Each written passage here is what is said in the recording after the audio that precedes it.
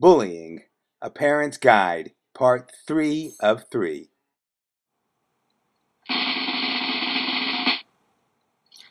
Hello, I'm Dr. Les Linet.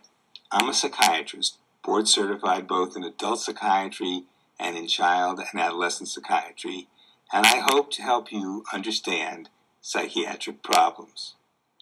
I am participating in Speak Up for Kids, a nationwide education campaign for national children's mental health awareness, sponsored by the American Academy of Child and Adolescent Psychiatry, Child Mind Institute, Hunter Boot, and Parents Magazine.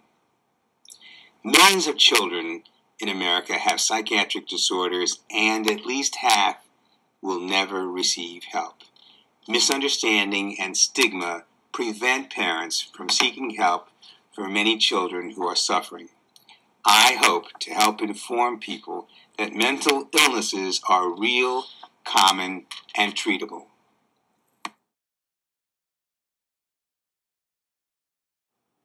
Get involved with the school and your community. Know the school policies on bullying. Ask for a copy or check the student handbook to see whether your school has standards in place that will help resolve the situation.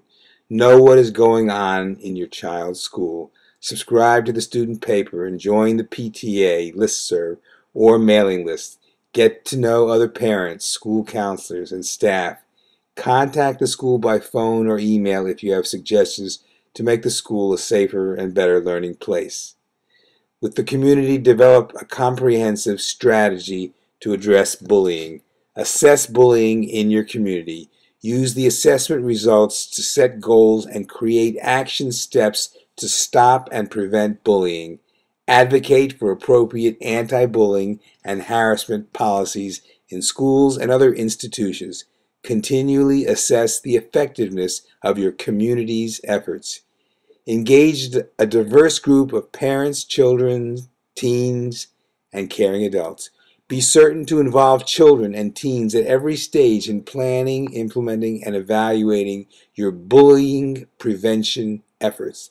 That's the best way to tap into their world and know what will work. Seek out interested partners from a variety of sources such as educators, mental health professionals, and law enforcement officials. Raise community awareness. Don't expect the entire community to be well informed. Distribute brochures, fact sheets, and newsletters throughout your community. Encourage local radio stations, TV broadcasters, and newspapers to release public service announcements during prime viewing times. Cyberbullying. Communicate with your children. Set up a daily time to check in with your son or daughter and listen to any concerns about online activities that they are involved in. Talk specifically about cyberbullying and encourage your children to tell you immediately if they see or experience cyberbullying. Be aware of where your children go online. Familiarize yourself with the technology they are using. Develop and enforce rules. Work together and come to a clear understanding about when, where, and for what purpose phones and computers can be used. Develop clear rules about what is and what is not appropriate online.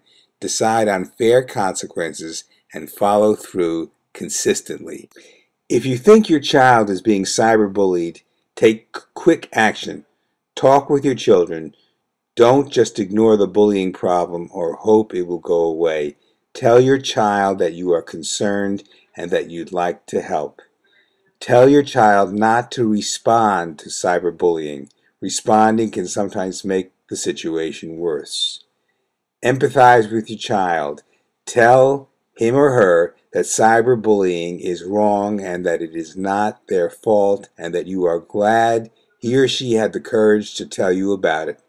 Don't assume that your child did something to provoke the bullying. For instance, do not ask things like, "What did you do to aggravate the other child?"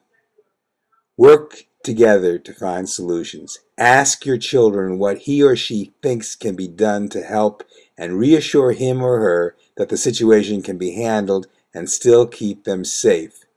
Document ongoing cyberbullying. Work with your children to record bullying incidents. Write down what happened, where, who was involved, and when it occurred. Find out how your child reacted and how the students bullying, bystanders, and adults responded. Block the person who is cyberbullying your children. Many websites and phone companies let you block people. Cyberbullying may violate the terms and conditions of these services. Consider contacting them to file a complaint.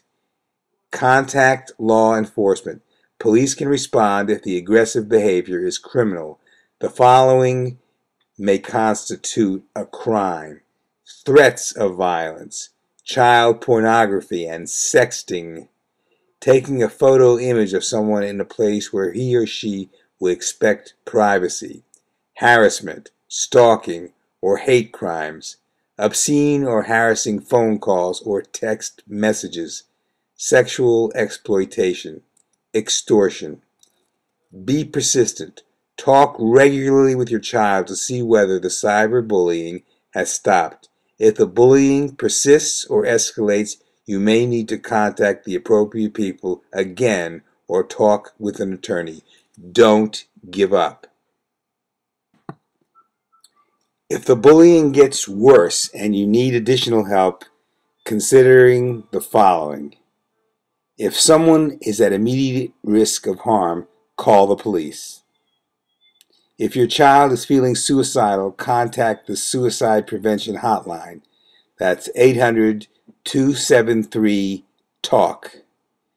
If your child's teacher is not keeping your child safe, contact the principal or superintendent. If your child is not keeping safe in the school, contact the state school department.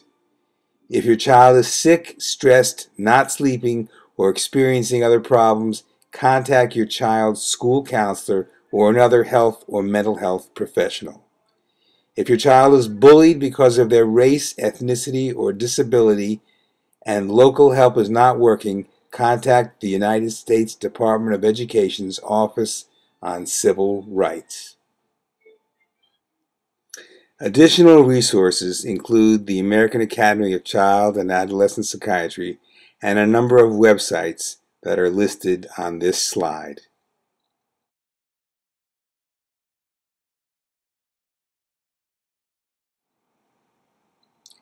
Thanks for listening.